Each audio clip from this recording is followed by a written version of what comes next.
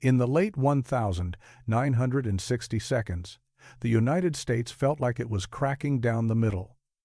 The war in Vietnam raged across television screens. Protesters filled the streets. College students were shot on their own campuses. Brothers went off to fight. Some never came back.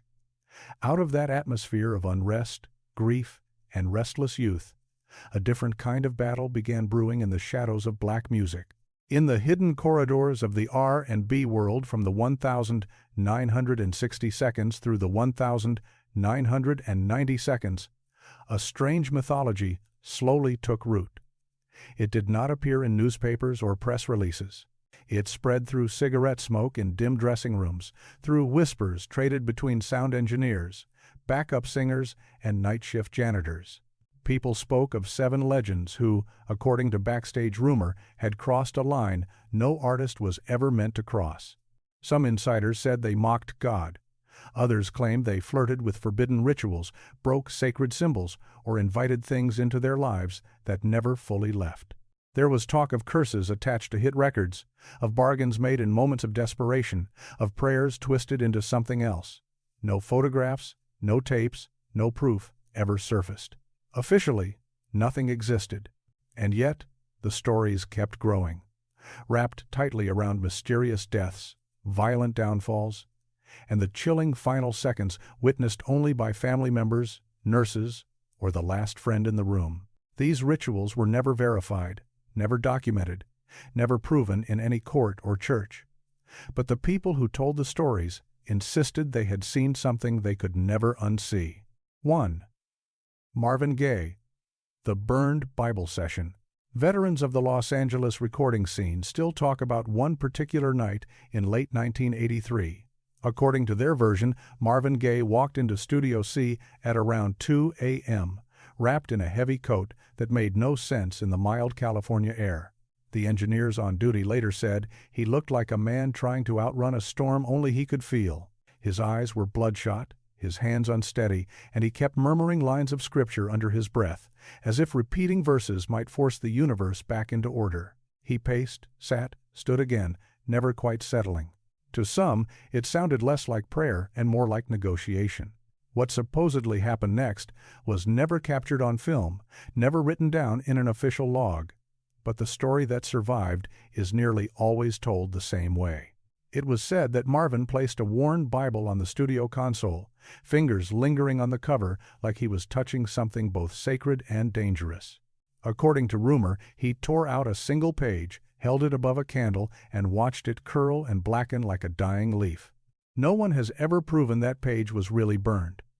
What people remember talking about is the smell they claimed drifted through the hallway. Something oddly sweet and bitter all at once, and the silence that followed. A silence described as so heavy that one technician later said it felt like God turned his face away from the room and refused to look back in. The story spread quickly, from studio to studio, bar to bar, retold in low voices over cheap whiskey and late-night sessions. Some insisted Marvin was trying to snap the chains of the strict holiness his father had wrapped around his childhood, shredding the weight of a God he had been taught to fear. Others believed he was challenging that same God, daring the heavens to answer for the pain he was drowning in.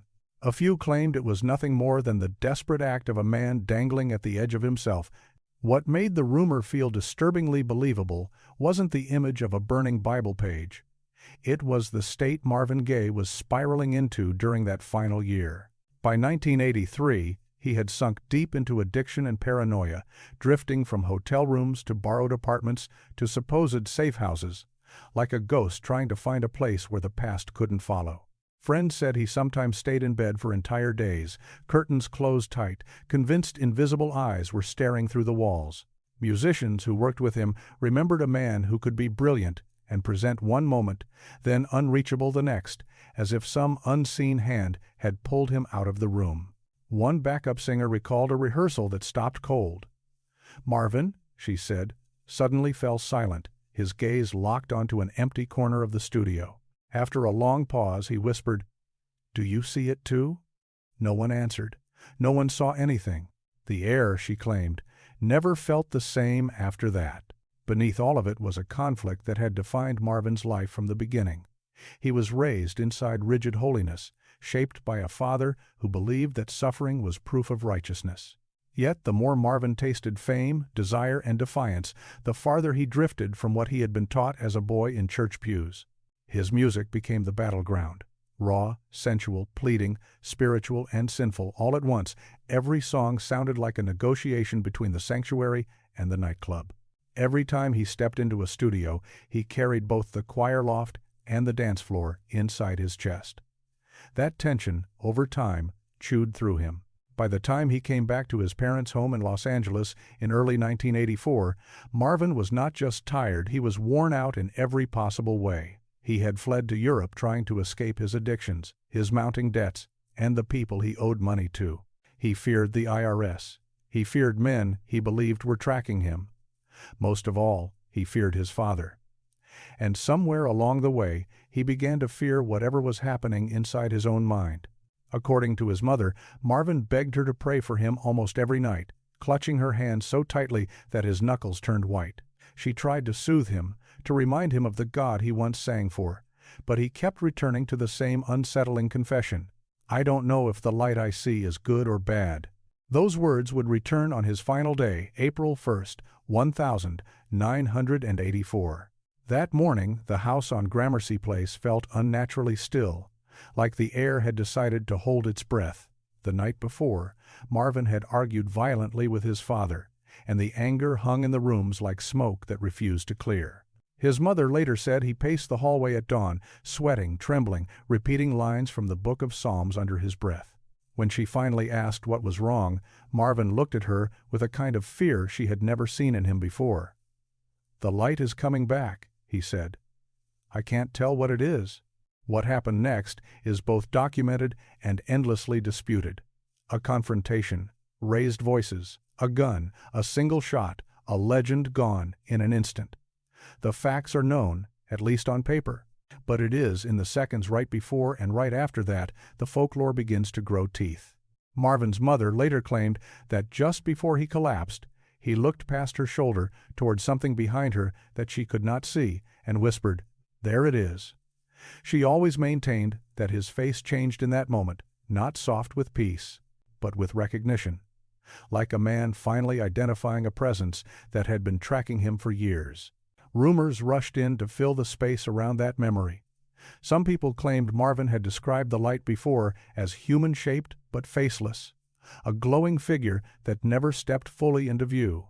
Others said he thought of it as something that visited him in hotel rooms and dark hallways, lingering just out of the corner of his eye. None of this was ever verified. There were no recordings, no photographs, no medical notes, only the recollection of a grieving mother who carried that image with her until the end of her own life. Still, the industry held onto the story and refused to let it fade. Engineers repeated it over mixing boards at 3 a.m. Backup singers passed it down as a warning to younger artists about what fame could do to a fragile mind and a wounded spirit. Producers brought it up in hushed tones when the lights dimmed and the studio felt too quiet. Over time, the legend of Marvin Gaye's light became less about burned pages and faceless figures, and more about the war he embodied. He lived and died caught between salvation and sin, faith and rebellion, light and darkness.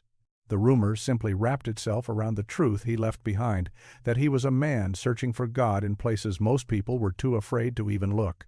If you know someone whose life or personality mirrors this story, share their name in the comments. We'd like to explore their journey as well. 2. Whitney Houston, The Red Room Oath. People who spent years working the backstage corridors of major arenas in the late 1980 seconds often said the same thing in hushed tones. There was something different about Whitney Houston before a show, something that didn't feel like ordinary nerves or stage excitement. It was an electric tension, an unsettling hum just beneath the sequins and spotlight-ready glamour. Other performers warmed up with vocal scales, group prayers, or quiet stretches. Whitney, according to the whispers, had a different routine, one that slowly turned into an urban legend long before anyone dared to repeat it on record. Crew members said she always requested the smallest room near the wings of the stage, a cramped storage closet, a manager's cramped office, even a mop room if nothing else was free. The only non-negotiable rule, they claimed, was the lighting. All bulbs had to be replaced with a single red light. They started calling it the Red Room. According to these rumors, Whitney would sometimes stand in that tiny, red-wash space alone, speaking softly in a voice too low for anyone outside to fully hear, as if responding to someone only she could see. No one ever produced proof. No photos, no audio, no security footage. And yet every new hire heard the same warning from older staff. If you see the red light on, don't go in. Stagehands later said that when Whitney stepped out of that room, she carried a different kind of glow. It didn't look like the regular confidence of a seasoned superstar. It looked like someone who had deliberately set one version of herself down and picked up another. The quiet gospel daughter, they said, was left in the shadows while the flawless pop icon was fastened tightly in place. One technician remembered pausing outside the door and hearing her murmur, "Let me be who they want," to what sounded like an empty room. Whether she was talking to herself, to the pressure, or to something unseen, no one ever received an answer. They just learned not to ask questions. To understand why the Red Room legend clung so stubbornly to Whitney's name, you have to understand the war she carried inside her. On one side was the church that raised her, the choir lofts, the pews, the expectations of a religious community that viewed her voice as a sacred vessel.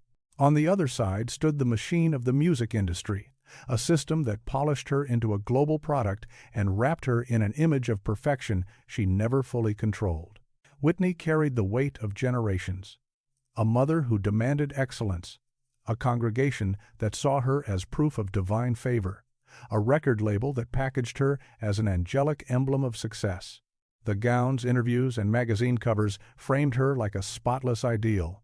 But beneath all that costume and choreography was a woman who often felt split in two. According to one background vocalist, Whitney once confessed backstage, "I don't know who I'm supposed to be anymore." Moments before stepping into the lights and delivering a performance so perfect, it left thousands of strangers in tears. The applause never answered the question. It only made the split feel deeper. As the years dragged on, the cracks in her carefully built image widened. Behind the glitter were tense arguments with family, relentless expectations from Clive Davis's powerhouse operation, and a marriage that turned from passionate to poisonous under the full glare of the media.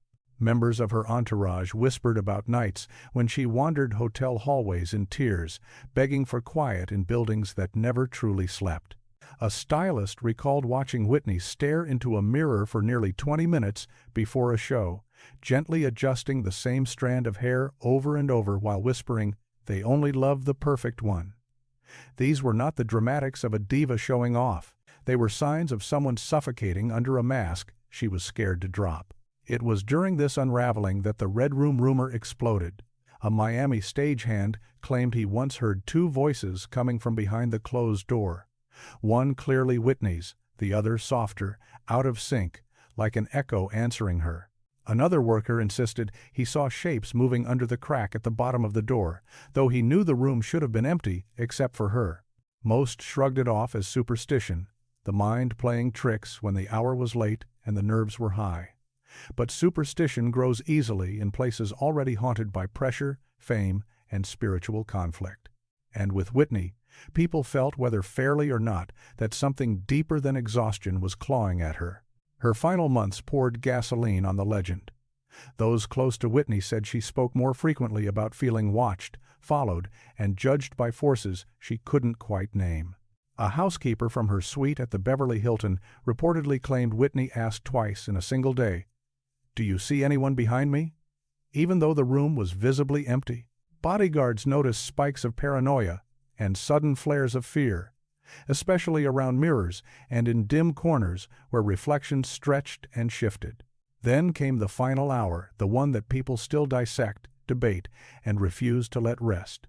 The bodyguard who found her later said she looked terrified, like she had just seen something she didn't expect to see in that quiet bathroom.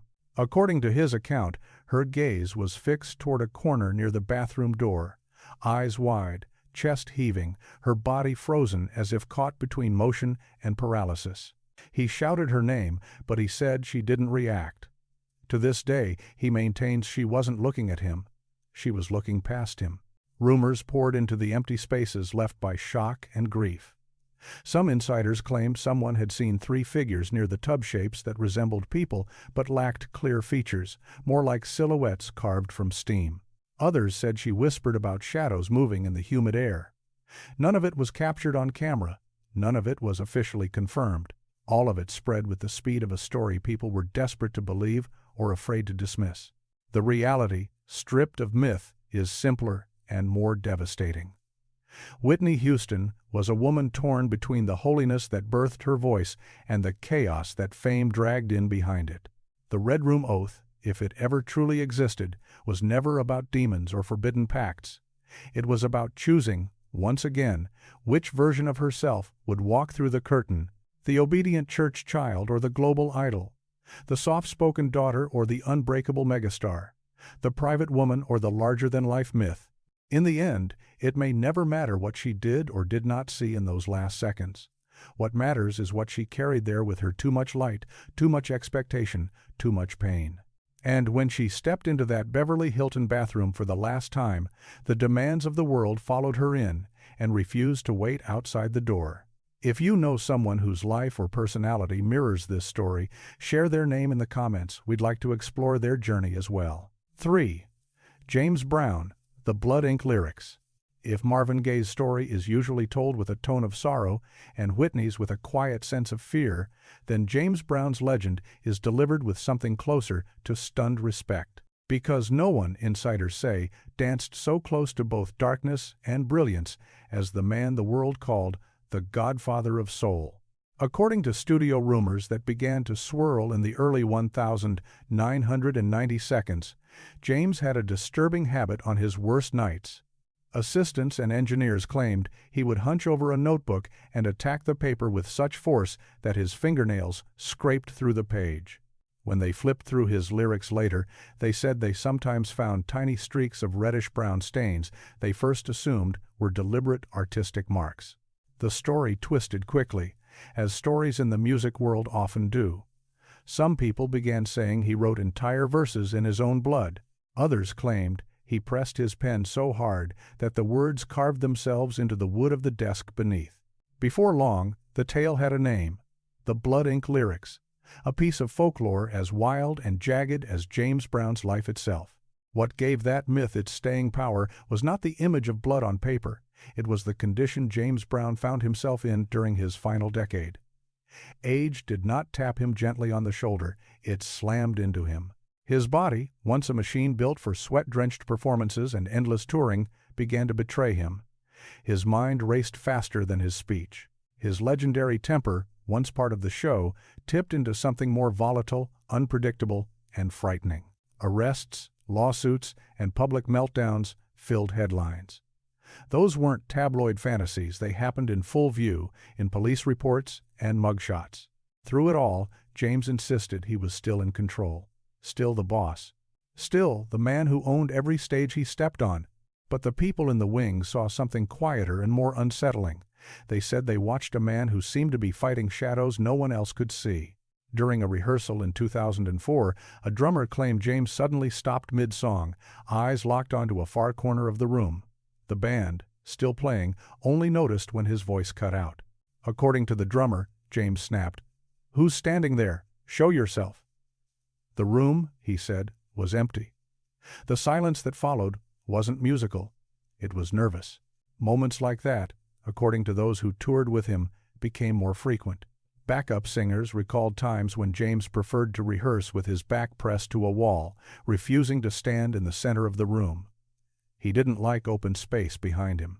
A sound engineer said James once asked him to turn down the whispers in his headphones, even though nothing but a simple instrumental track was playing. And in the background of all this, the notebook legend grew. A young assistant in Georgia claimed she found a spiral-bound pad on a table after a late-night session. Inside, she said, were frantic scribbles, half-formed lyrics, stray memories, angry rants, and phrases crossed out with such force that the paper tore. Near the bottom of one page, there was a long, jagged stain. It didn't look like pen. It didn't look like marker. It looked thicker, darker, wrong. She never proved it was blood. She never tried to. But once she told one person, the story took on a pulse of its own, growing stranger, more elaborate, and more ominous with each retelling. By the time it reached other studios, James Brown wasn't just writing lyrics, he was carving them with his body, paying in something more than ink. The truth underneath the theatrics was simpler and more tragic. James Brown was not, as far as anyone could prove, performing occult rituals in his dressing room. He was at war with himself, with a body that would not obey like it used to, with time that refused to bow, with the towering weight of his own legend and the wreckage of his choices trailing behind him. James had lived for decades on a sharp edge, balanced between genius and chaos, and by the end, he didn't seem to know how to exist anywhere else. Which brings the legend to his final night. Staff at Emory University Hospital in Atlanta said James arrived restless, pacing as much as his weakening body allowed. He reportedly told them something didn't feel right inside him, a wrongness he couldn't explain. One nurse later recalled him pointing to the ceiling, eyes following a path across the tiles, as if tracking movement no one else could see. His breathing was shallow. His gaze wouldn't settle. He seemed to be listening for something just out of reach. And then, just before he collapsed, one staff member claimed James turned his head slowly to the same far corner of the room, the one place no one was standing, and whispered, "I see it." That was all it took for rumor to do the rest. Stories grew of a tall shadow that stretched from floor to ceiling, standing motionless in that corner. Others added details about a presence pressing on the air, about a shape that did not bend or shift when people moved. None of this was captured in medical notes. None of it appeared in official reports. But myths about James Brown, people like to say, were never built on paperwork. They were stitched from awe, fear, and the kind of life no ordinary facts could contain.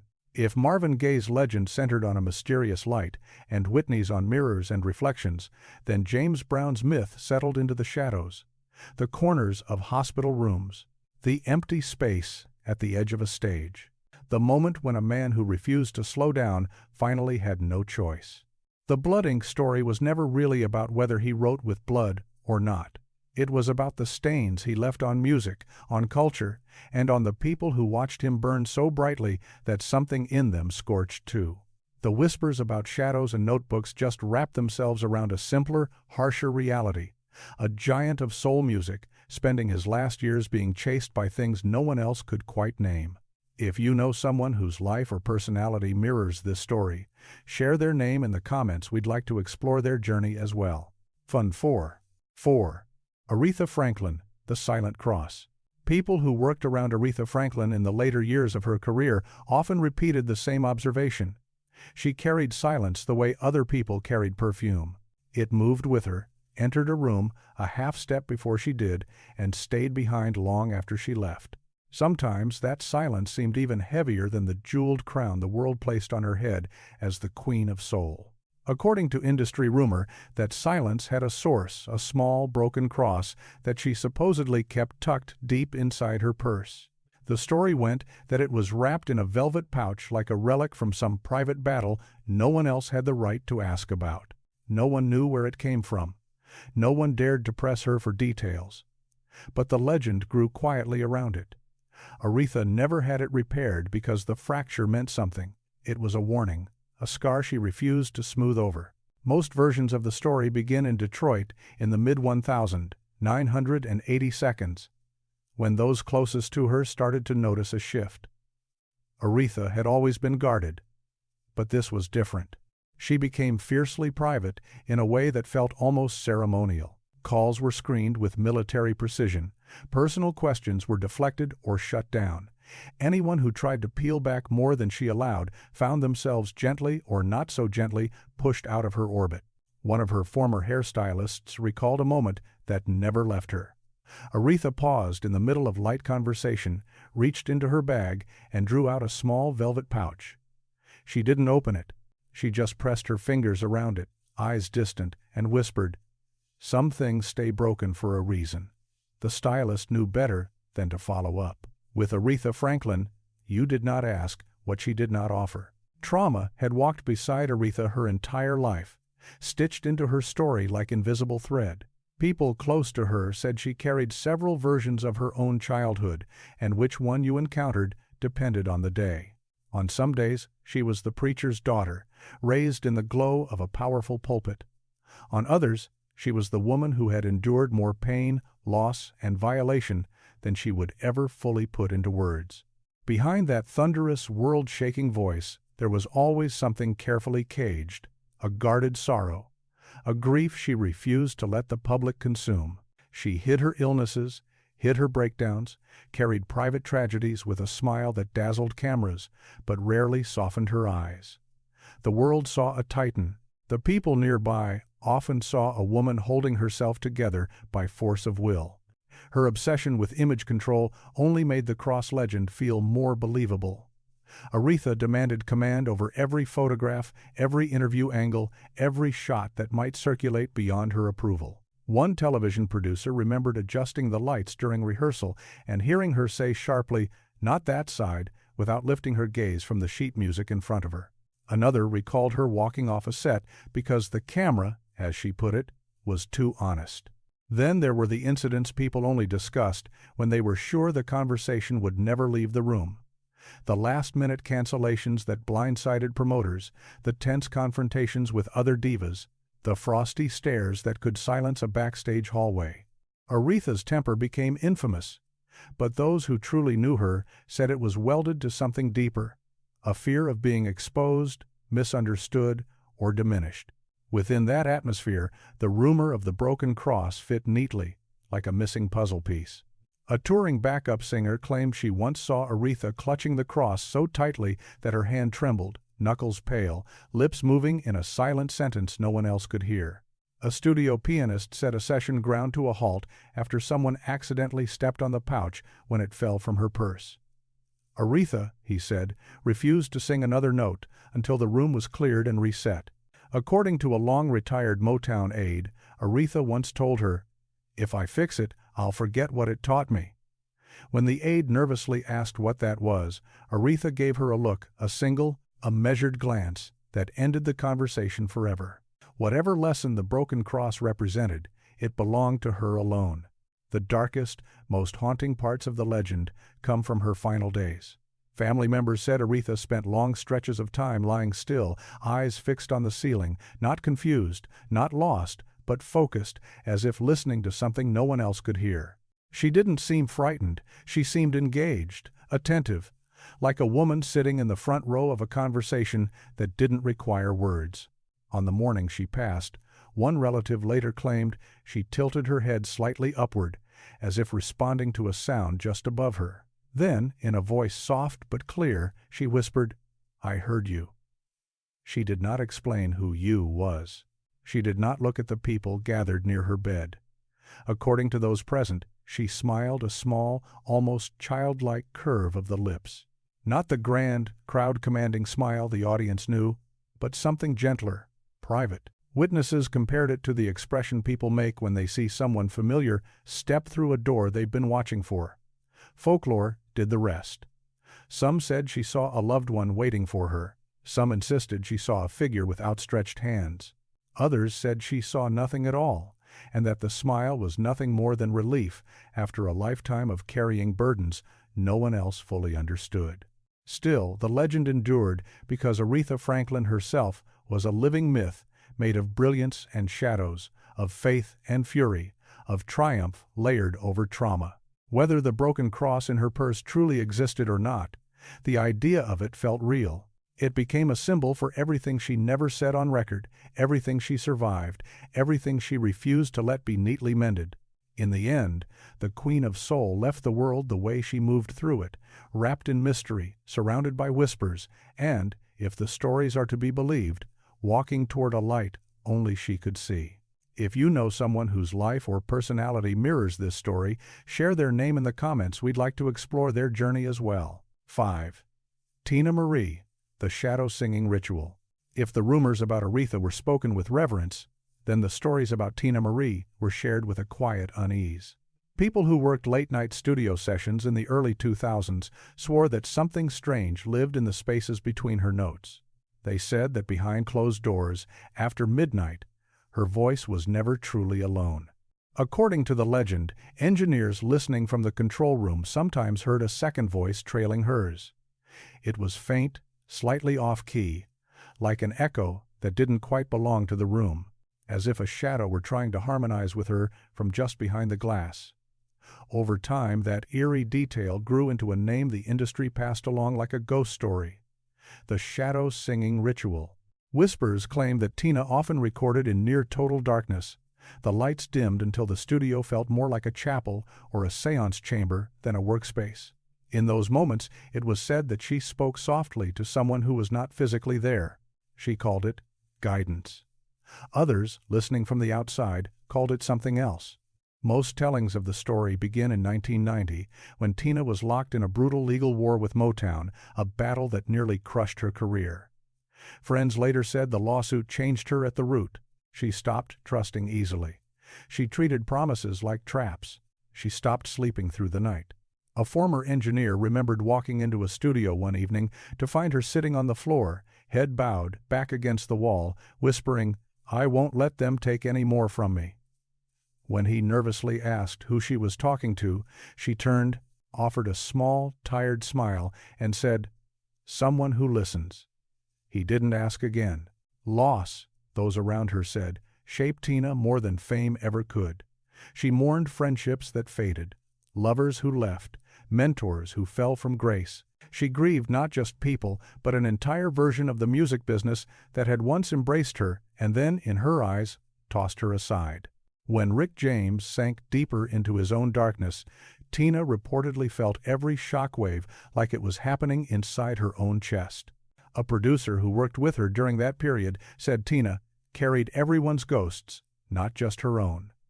The more she lost, the more her songs sounded like conversations with things that were gone but not finished. By the late 2000s, her health was fraying. She battled seizures, bright lights bothered her, loud noises cut sharper than they should. She withdrew for long stretches, keeping to herself behind closed doors. And yet, through all of it, she kept recording. Her voice might tremble, her body might weaken, but the sound was still undeniable, still hers.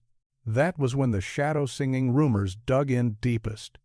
A sound tech who worked at her Pasadena home studio claimed he saw something one night that he never forgot. It was just after midnight. The house was quiet.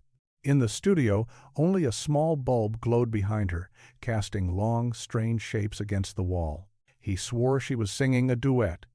One voice was clear and human Tina's, rich and familiar. The other was barely more than a breath, arriving a half-second late, like someone small trying to keep up. He listened, frozen, unsure whether to interrupt. The next day, when he asked about it, Tina brushed him off with a half-joke. "Everyone needs a muse."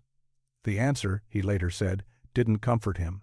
Another story came from a backup singer who claimed Tina had a habit that unnerved everyone in the room. She would stop mid-take, head tilted slightly to the side, as if waiting for instructions from a voice just outside the reach of the microphones. She wasn't crazy, the singer insisted. She was connected to something. Memory, grief, spirit, I don't know. But she wasn't alone in those rooms. Her final day turned the rumor into something more than a studio myth. According to her daughter, there was a sudden, heavy thump from the bedroom, like someone had been jolted awake. When she rushed in, she found Tina sitting upright in bed, eyes wide, staring to her left as if someone had just touched her shoulder. She looked surprised, her daughter later said, not terrified, not in pain, just surprised. Moments later, Tina collapsed.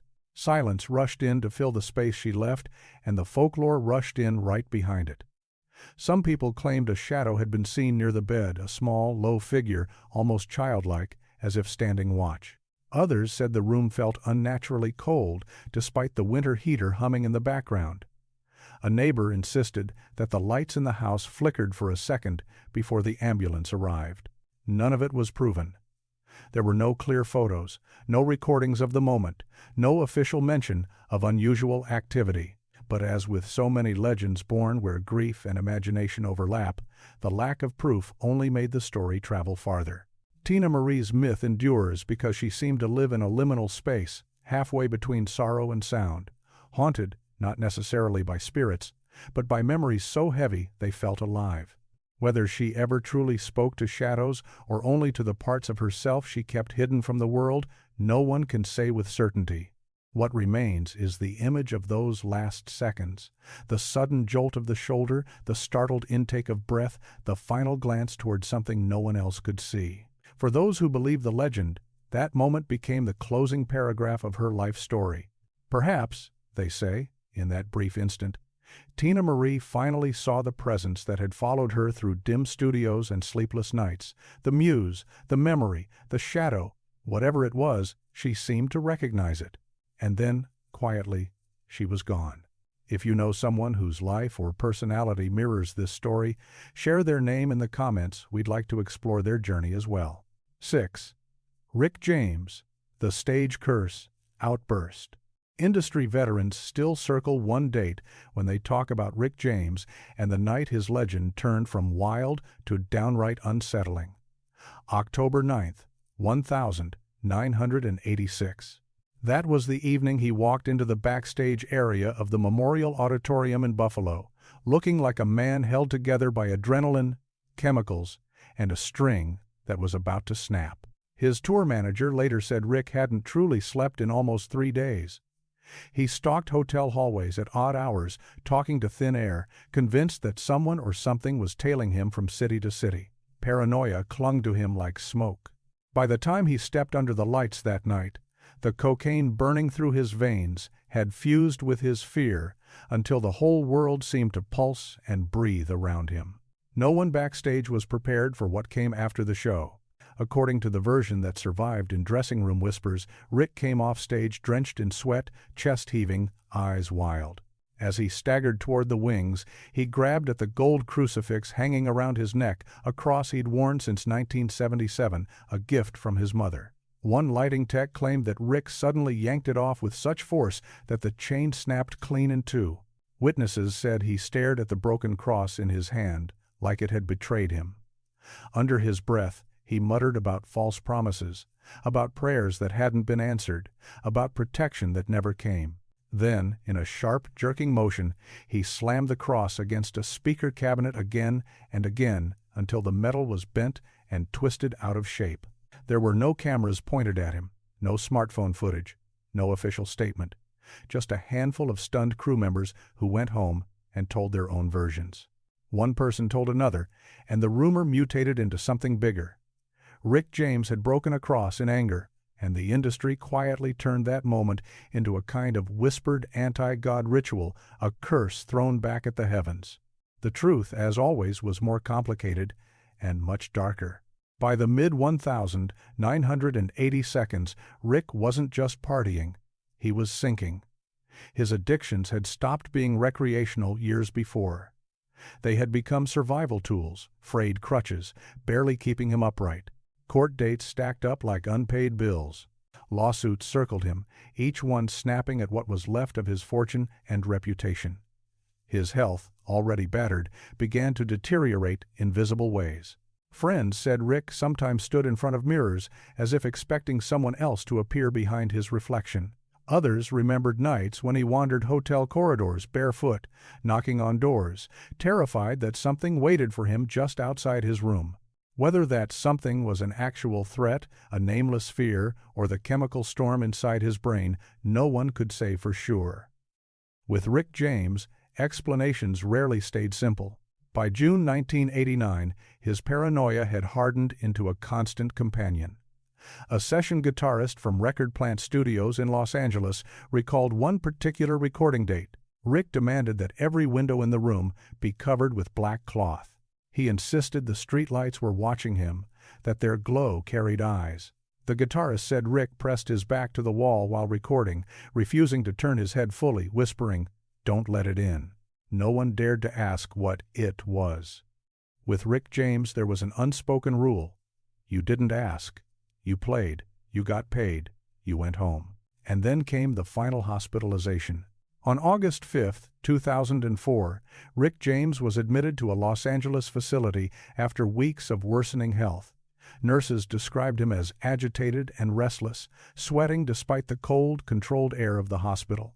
He shifted constantly, eyes darting around the room as if waiting for something to materialize.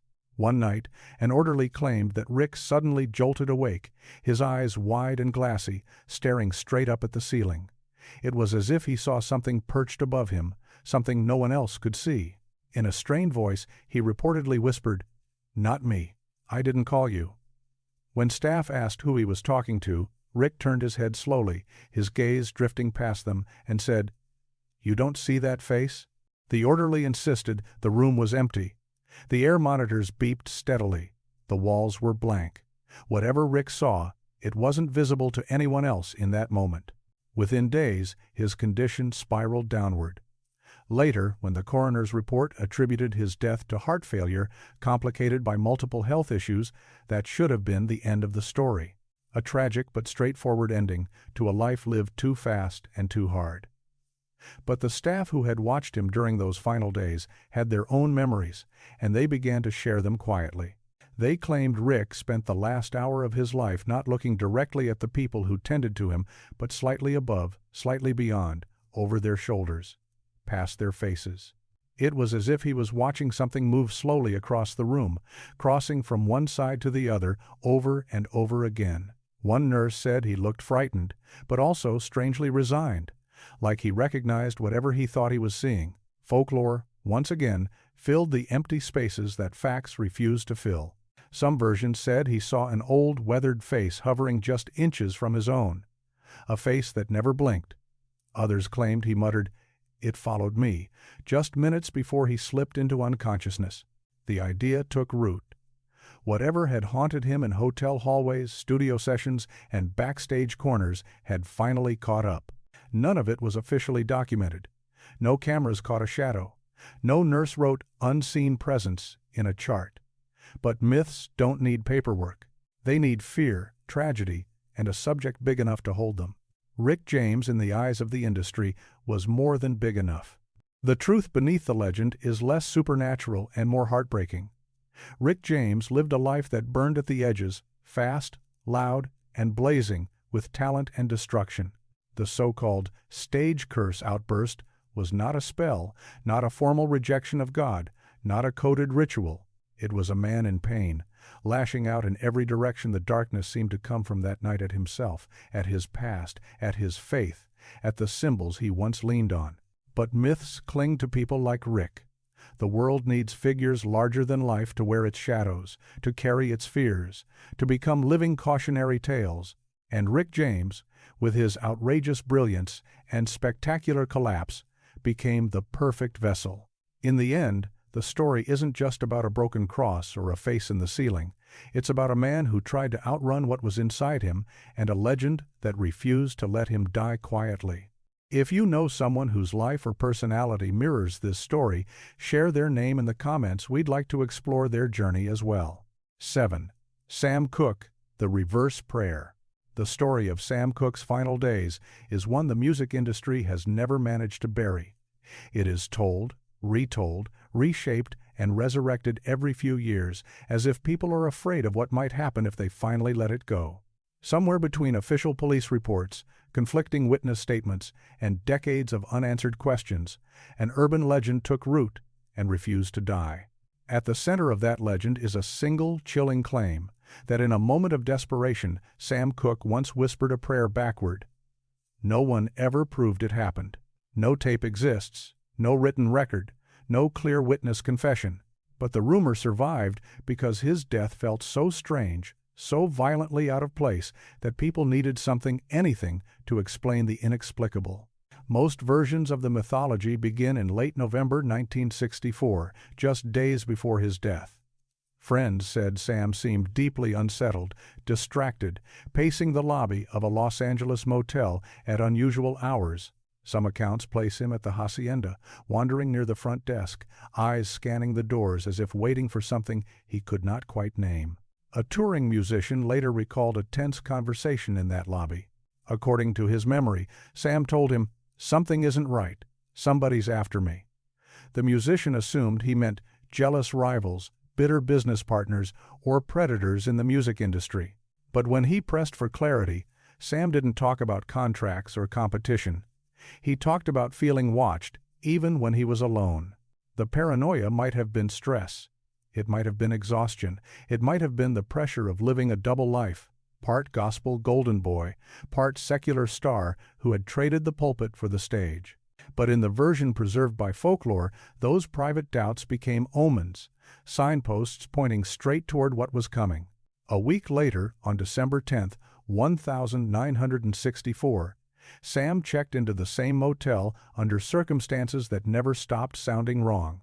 The official account says he confronted the motel manager. There was a struggle and then a gunshot. Case closed on paper. But in reality, almost nothing about that night lined up cleanly. Witnesses contradicted each other. Timelines overlapped and broke. Some details were too neat. Others were inexplicably missing. The more people tried to piece it together, the less it made sense. And whenever the truth fails, conspiracy moves in like a tenant who plans to stay. According to one persistent version of the myth, before Sam ran down the hallway shouting for help, someone heard him reciting something under his breath. Words that sounded like a prayer, but jumbled, twisted, out of order, like someone trying to say the right thing and failing. A housekeeper later swore she heard him say, "Let it stop," though she never clarified what it was. Another guest claimed Sam looked over his shoulder as he ran, eyes wide, as if something invisible was right behind him. There were no security cameras installed, no surveillance footage to confirm or deny anything. The gaps between what people thought they saw and what could be proven were wide, and folklore rushed in to fill every inch of that empty space. Those who knew him best understood that Sam carried private fears long before that night.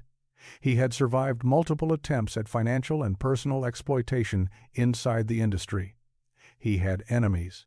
He had secrets from his gospel years that did not sit easily beside the fame built on nightclubs, crossover hits, and songs that blurred the lines between sacred and secular. He once told a preacher friend that every time he sang, "A change is gonna come," he felt like he was calling something he didn't understand. Some believed he meant hope, a coming wave of justice and transformation. Others thought he meant fate or doom, or the weight of history pressing down on his shoulders. Whatever he meant, he never fully explained it. Then came the moment witnesses never forgot. When Sam collapsed in the manager's office, he did not, according to some accounts, focus on the woman in front of him. Instead, he looked toward the doorway, his gaze fixed beyond her, past the frame, as if someone else stood there, just out of reach. His eyes widened with recognition, not surprise, like he saw something he had been half expecting all along. According to one report, his final words were broken and scattered, almost as if he was trying to warn someone who wasn't visible to anyone else. "Don't," he was said to have muttered. "Not now." The words were never placed in an official transcript. They lived only in the mouths of people who repeated them in quiet, uneasy tones. The industry did what it always does with an ending that feels wrong. It built a legend around it. Some said Sam saw a pursuer stepping into the doorway, someone who had been shadowing him for weeks. Others insisted he saw a familiar face from his past, a person tied to old choices and old sins. The most unsettling rumor claimed he saw no one at all, that his terror was directed at something only he perceived. Over time, the different strands of the story tangled together into one potent myth, the reverse prayer. The idea that in his final moments, Sam Cooke was desperately trying to undo something, to call back something he had set in motion, or to push away something he believed was closing in on him. The backward prayer became a metaphor, a last-ditch attempt to rewind a fate that refused to be reversed. What he actually saw that night, if he saw anything beyond shock and confusion, is lost forever. What remains is the pain, the mystery, and the enormous shadow of a man whose voice carried both divinity and sorrow in equal measure. Sam Cooke died young, violently, unjustly in the eyes of many, and most importantly, without answers that felt satisfying. The official story never quieted the questions. It never closed the file in people's minds. And so the myth grew precisely because the truth never fully arrived. His story continues to move through time like a low-frequency hum, heard in backstage break rooms, in dim recording studios, in late-night conversations between older musicians who swear they know more than they will ever say out loud. They talk about betrayals, about bad deals, about unseen hands pulling strings in the background. They talk about prayers twisted by fear. Sam Cooke didn't just leave a legacy of songs. According to those who keep telling his story, he left something else behind, a haunting in the quiet spaces between verses, a lingering sense that not everything that mattered about his life and death made it into the official records. After their voices faded, these 7 legends left more than albums, awards, and greatest hits compilations. They left behind unanswered questions, hovering like smoke over the last seconds of their lives. Marvin's trembling light. Whitney's frozen fear. James Brown's fixed stare into an empty corner. Aretha's strange, knowing smile. Tina Marie's startled jolt. Rick James's terrified whisper. Sam Cooke's frantic sprint down a motel hallway that still doesn't make sense. None of their stories add up neatly, yet none of them disappear. That is why the rumors never fully die. Not because anyone can prove they're true, but because they feel too heavy, too charged, too close to some deeper, unspoken reality to simply ignore. And so the legends remain circulating in studios after dark, in aging green rooms, in quiet car rides between gigs. A warning, a fascination, a reminder that behind the spotlights and applause, there are shadows the public rarely sees. If you know someone whose life or personality mirrors this story, share their name and